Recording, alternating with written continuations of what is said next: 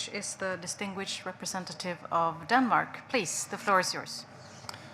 Thank you, Madam Chair. It has been an exceedingly difficult year, first and foremost for the Ukrainian people, but 2022 was also a watershed year for all of Europe as well. This watershed did not emerge out of nowhere. Russia's aggression against Ukraine started in 2014. In increasingly shrill terms over the years, Russia has laid all shortcomings of European security at the feet of the so-called collective West.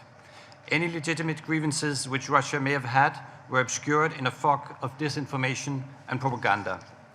We can agree, I hope, that no country is perfect and that every country shares the responsibility for maintaining peace and security in our region. But this year, one OSCE participating state has invaded another. Russia has chosen to let guns speak, turning its back on cooperative security. Denmark reiterates its strongest condemnation of Russia's aggression against Ukraine, as well as our unwavering commitment to Ukraine's sovereignty and independence. The crisis of security we are witnessing is also a crisis of human rights, both in Ukraine and in Russia, as all the three reports under the Moscow mechanism has documented this year. Those responsible for violations and abuses of human rights and international humanitarian law in Ukraine must be held accountable.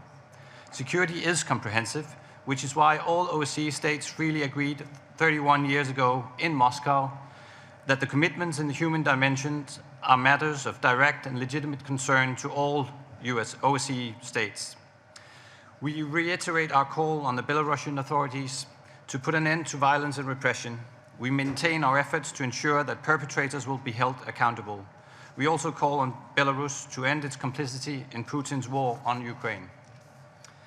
We acknowledge and appreciate the great efforts of the Secretariat and the independent institutions.